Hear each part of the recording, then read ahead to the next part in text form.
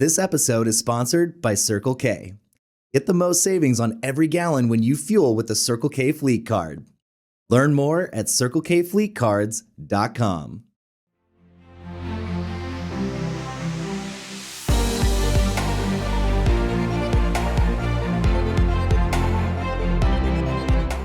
Hello and welcome to the State of the Fleet Industry, a weekly video series produced by Automotive Fleet magazine and which is sponsored by Circle K. I'm Mike Antich, editor of Automotive Fleet, and today I have a special guest, Mike Bush, Business Development Manager for Primrose Alloys.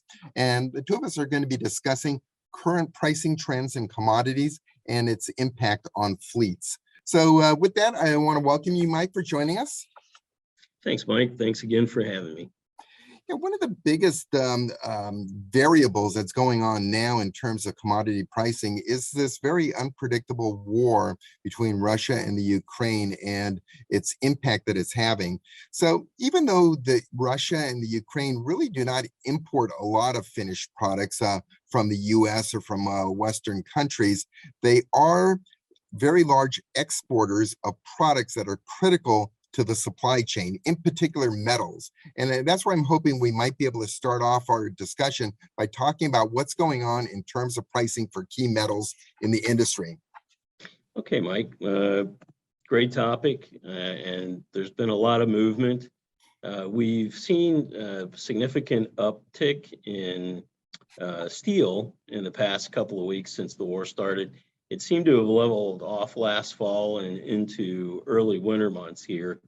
But again, because of the impact of the Ukraine and Russia from a steel producing standpoint, we've seen a spike up in steel prices again. Additionally, aluminum is up about 35% since the beginning of the year. Stainless steel, which is used in exhaust pipes and for catalytic converters, and parts underneath our car that we tend not to rust, is actually up about 45% since January 1st. Along with the catalytic converter housing, we also have a real issue with palladium. Palladium is up over 80% since the beginning of the year. It's trading at roughly $2,700, $2,800 an ounce currently. Yeah, and you mentioned, aluminum prices being up 30% since the start of the year, but they had gone up even prior to the year earlier. So those prices were already escalating, and since then they've escalated another 30%. That's correct. Very limited resource, very few countries, Russia being one of the larger producers of that material. Again, as we look at the supply chain, these events take a while to kind of get into a ripple effect, but once the mined and processed palladium is consumed by the catalytic converter producers, who knows what a catalytic converter is going to cost in the future with an 80% increase in that raw material cost. And that's a concern for me because I think, when that price starts going up, that's going to catch the attention of thieves that are in the marketplace. And already catalytic converter theft has been a huge business. And it's kind of been an epidemic with a lot of fleets. So with these prices going up, I see and foresee an increase in catalytic converter thefts. And the big concern is once you try to replace this in the aftermarket, if there's a shortage there in palladium and manufacturing new catalytic converters, the lead time on waiting to get a replacement catalytic converter is going to be very lengthy. And those vehicles are going to be parked in essence because it's illegal to drive a vehicle on the streets that doesn't have a catalytic converter in it. Let's talk about, some other areas that are being impacted. You mentioned transit. The amount of rail traffic between Asia and Europe has increased exponentially. I think they've actually reached their 50,000th full train load that's crossed the country. But since the wars occurred, all of these trains now have to be rerouted because many of them went through the Ukraine, and there really aren't that many alternative routes out there. What kind of impact is this having? Well, again, you're going to see increased costs because the trains are going to have to operate longer routes to divert around the war zone. You're going to see disruptions because now you have reduced amount of track that you can negotiate for these longer trains. Therefore, there's going to be increased delays with waiting for the tracks to clear, so forth and so on. And additionally, even it has affected the marine routing of ships that used to go to Ukraine or in that region. They're trying to avoid it just so that they don't get caught up as It's a a war zone. collateral Yeah. damage. hmm So, It's one of the other areas that's of concern is the price of natural gas, because natural gas is a key component in the manufacturing of these finished metals. And I'm wondering if you could touch upon that. Yeah, I mean, from the time it comes out of the ground and it starts to get mixed together as the raw log, and then it moves on into the finishing process. Again, in Europe in particular, and even in the United States, the primary way of heating this material is actually the use of natural gas. We're also in the wintertime, which is peak season for natural gas use for home heat. We've seen energy costs continue to rise, and in particular in Europe. Now, thinking of how metal's produced and where it's produced, a good quantity of metal comes directly out of the Ukraine and also Russia. They're the primary suppliers of the starting point for aluminum, steel, and stainless. hmm So as we see that source disrupted, again, we're going to see higher price costs for the finished metal that go into a vehicle. And also, one thing that we forgot to mention is that the Ukraine is also a primary producer of copper, in particular to the wiring harnesses that are used in vehicles.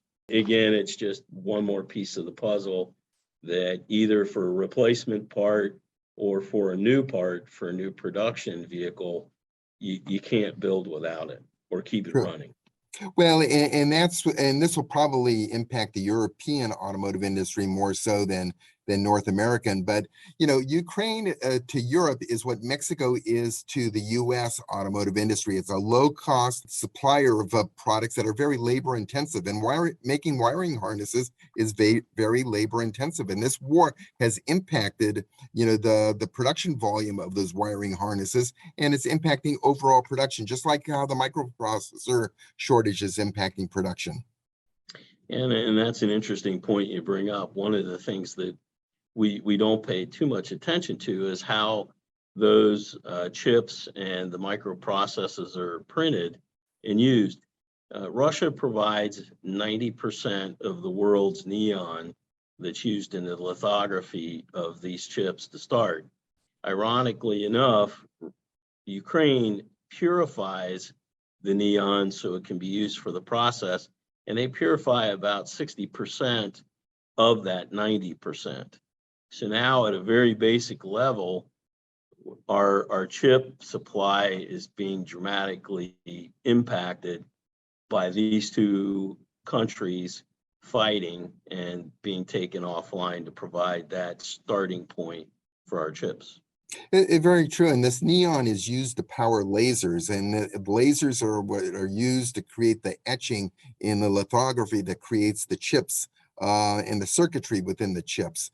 So with that neon being in shorter supply now, it's going to have a direct impact on the amount of production that's going to be done. It'll be found elsewhere, but there are going to be disruptions as a result of this.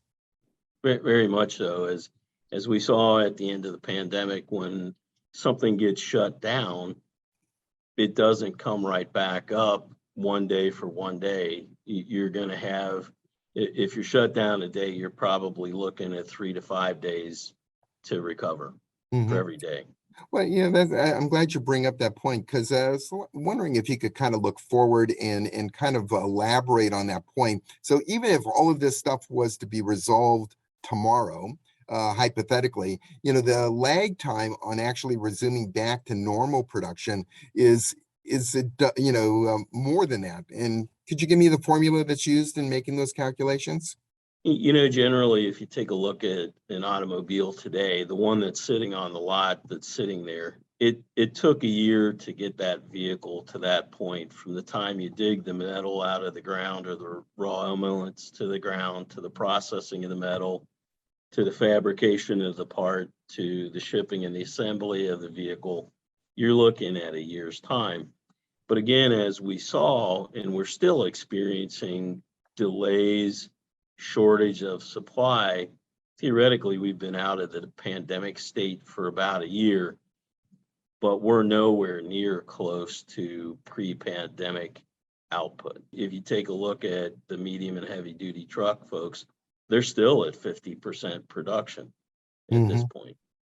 Yeah, it's a fascinating topic, and a lot of people don't realize how these commodities are part of this whole domino effect that ultimately reaches us in the way of finished products and the prices that we pay for those finished products. But unfortunately, we've reached our allotted time, Mike. We're going to have to save the remainder of this conversation for a future time, and it'll be a good thing to do to get an update on where we currently stand with commodity pricing. So thank you very much for joining us.